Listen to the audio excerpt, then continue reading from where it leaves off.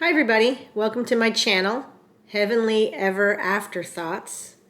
This is a channel that I just made to discuss the new Netflix K-drama, Heavenly Ever After, which I just finished watching. I actually started this channel before I even finished watching it, just because I loved it so much and it brought up a lot for me, and I wanted to start a channel where I talk to other people who watched the series and enjoyed it. And if you haven't watched the series, watch this video. This is going to be my introduction, where I'm going to tell you a little bit about the series, and hopefully you'll be inspired to watch it with us, with other people on this channel.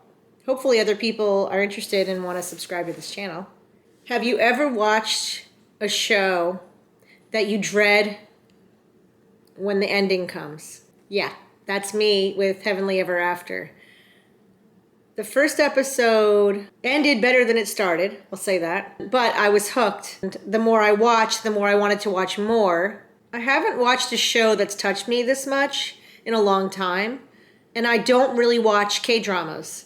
I've never seen Squid Games, for example. This is the first K-drama I've ever watched. And I watched it in English with subtitle. So you can watch it on Netflix, even though the actors are Korean, they're speaking in Korean. Honestly, with the English subtitles, I couldn't even tell sometimes.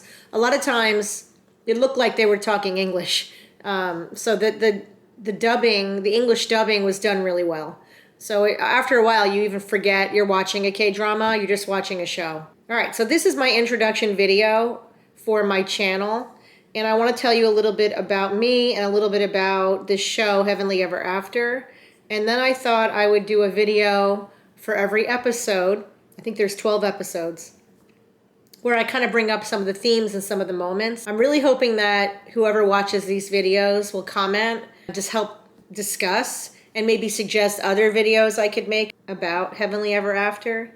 And I thought maybe it would be fun to build a community of people who have watched the show. I do see on other platforms people are talking about the show, so I thought I would make my own channel. So here we go. Might just be me talking to the camera. I don't know. We'll find out, I guess. Okay, let me introduce myself. My name's Amy. I live in the Catskill Mountains in New York State. I am a teacher. I've been a teacher for about 30 years now, a little under 30 years. I teach history. So that's a little bit about me. I am married to my husband, Joe. We've been married for 25 years. It'll be 26 years in November. We have an adult son named Julius, who graduated from college a few years ago, and he is now working in software sales, fully remote. Yes, remote is not dead. We have an apartment in the basement, and he lives there.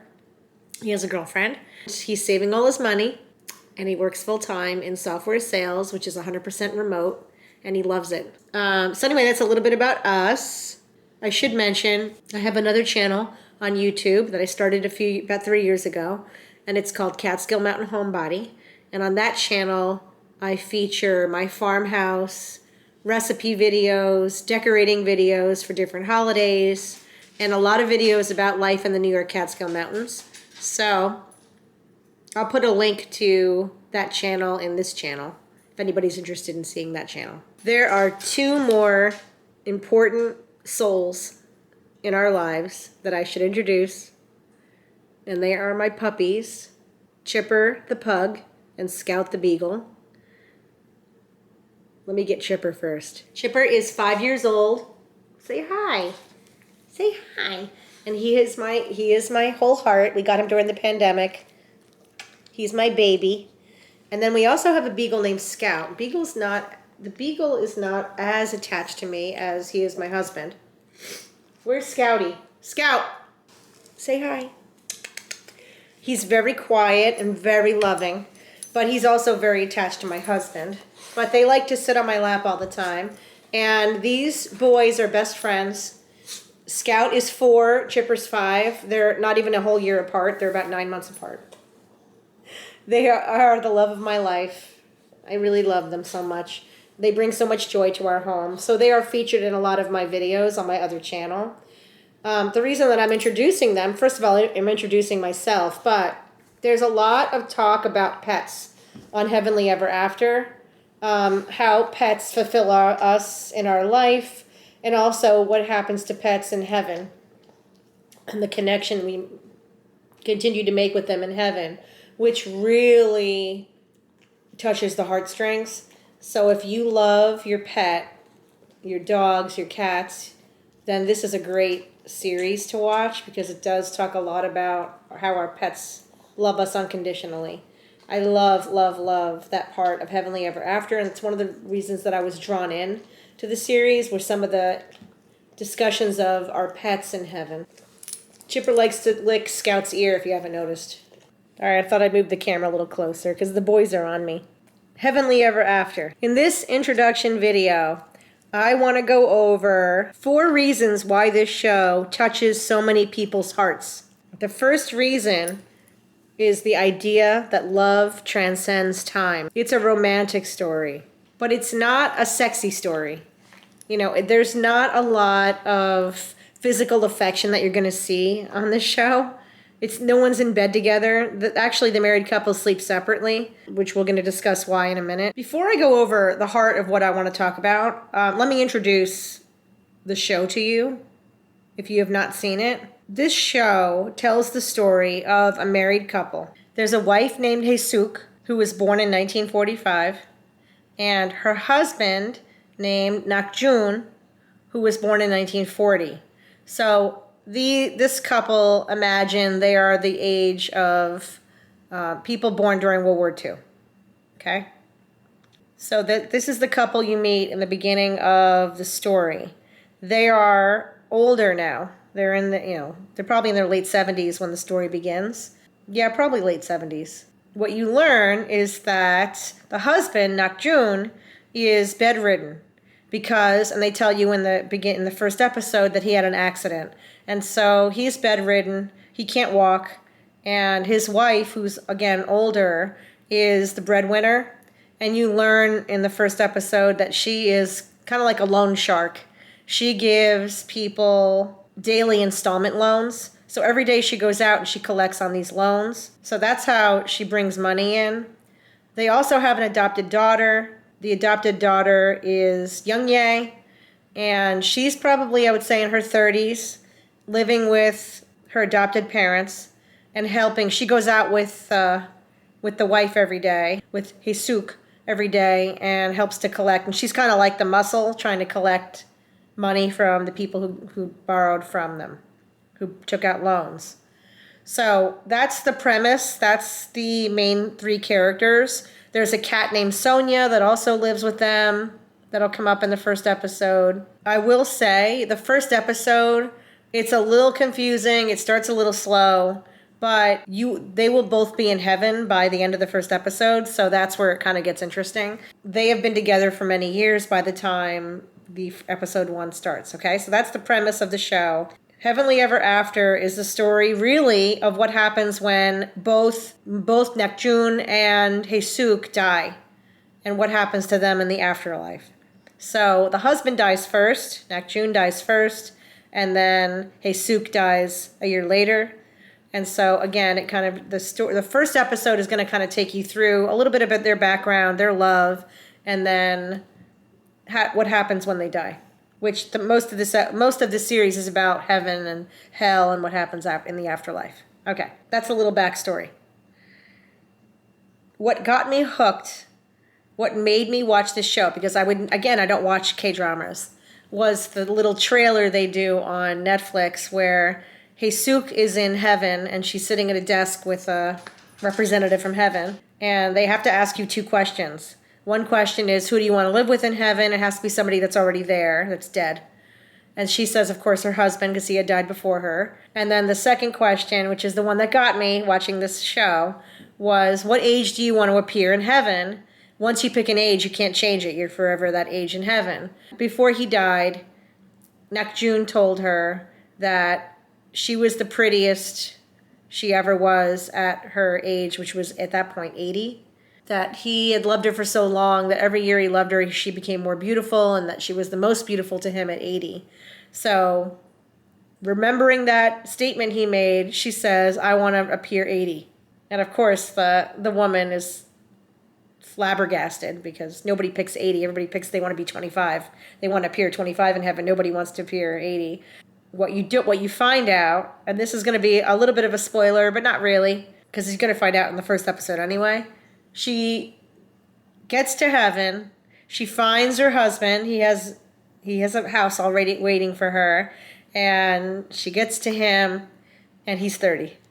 He's a young man, and he can walk now. He's back to his old healthy self before he had an accident, and she's 80. And that is a funny scene. It really kind of makes you wonder, like, what age would I pick if I was to go to heaven? What age would I pick? Would I pick 25? Would I pick 30? Would I pick 45? I don't know what age I would pick, honestly. I'd probably pick something in my 20s. I don't know. What age would you guys pick? What age would you, if you could pick an age to be forever, what age would you pick? I don't think I would pick 50. Well, I'm in my 50s now. I don't think I'd pick this age. I wouldn't pick 80, that's for sure. So anyway, that's a funny scene. So that was what got me hooked into the show, was that the idea that her husband's 30 and she's in heaven with him forever as an 80-year-old. And the mismatch of age is kind of funny. But it also is very endearing because as you watch the show, her husband loves her so much. He doesn't care. He really doesn't care. And you can see it in the acting. It makes me want to cry. I think that anyone who's in a long-term marriage, who's in a good marriage, would know that it doesn't matter what you look like. If your spouse loves you, they're going to love you at 80 or 50 or 40 or 20. So that's kind of what you get from the show. It really is that message is very heartwarming. All right, now let's go into 4 reasons why the show touches so many people's hearts that I've seen, in my opinion.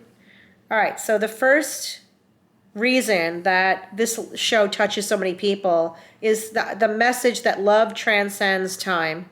And that's the theme of this show, is that time and time again, if you truly love someone, time isn't going to change that. And so it's a very romantic notion that the theme is really there throughout the whole show.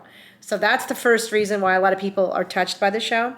The second reason that the show touches so many people's hearts is how much beauty there is in having second chances.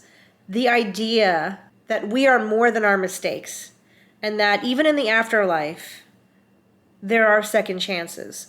I mean, in this show, you're going to see people who end up in hell and people who end up in heaven. And you'll see the way that the show portrays the afterlife is that nothing's really final. People in hell can redeem themselves back to heaven, up to heaven. And if you're in heaven, you're not necessarily safe from being sent to hell if you make wrong choices.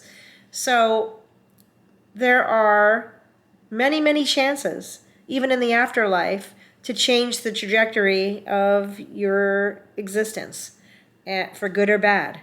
And I love that.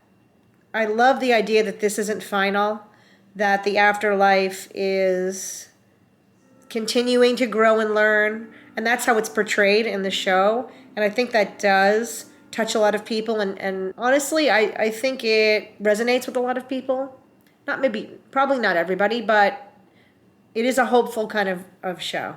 That there are second chances, third chances, and that your fate isn't necessarily written in stone. You can always grow and learn, okay? The third reason that this show really touches a lot of people is the comforting view of the afterlife, especially heaven. You know, all the scenes of heaven are bright and warm and fuzzy and dreamy. It's a time to reflect. It's a time to connect with your loved ones. It's just very comforting to watch. And I think a lot of people resonate with that. A lot of people, a lot of us have had loved ones who have passed away. I would like to think they're in a place like that. I would like to think that that's where I'm going to go when I'm gone, is a place that's comforting, that's peaceful, that's warm. And that's kind of the imagery of heaven in Heavenly Ever After. That made me feel good watching those scenes. All right, the fourth reason that this show touches so many people's hearts is the fact that there are many, many small moments with big emotion. Little things here and there that evoke a lot of emotion in the viewer and really touch your soul. A lot of those moments you don't forget. If you've heard anything about the show, I'm sure you've heard about the scene with the puppies and the dogs. There's a scene, it's just a small little scene. It's not really pivotal to the main characters, but they do kind of do these side stories throughout the series. And there's a side story about these dogs. And the key characters are these 3 dogs that were abandoned and abused. And now they're in heaven. They find themselves with groups of other dogs.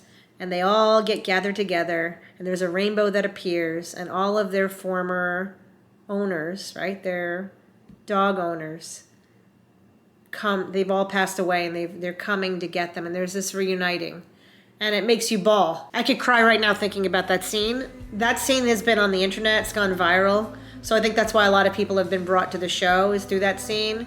And it's like unexpected. Like I'm watching a show, and then the next thing I know, they do this stupid scene with the dogs reuniting with their former owners, and I'm like bawling. And then what makes it even more sad is that those 3 dogs that were abandoned didn't have anybody to come. Nobody came through the rainbow for them.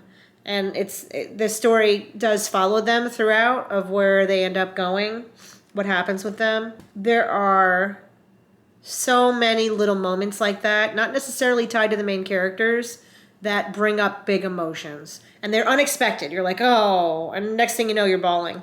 And those are moments that stay with you long after you've watched the show, that I keep going back to.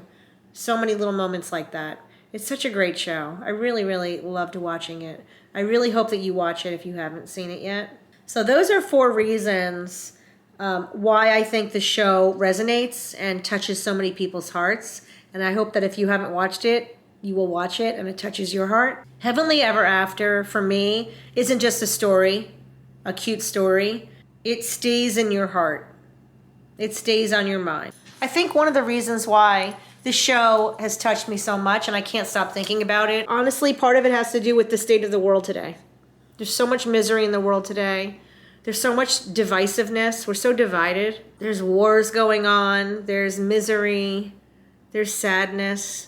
I just wanted a show with a little bit of hope.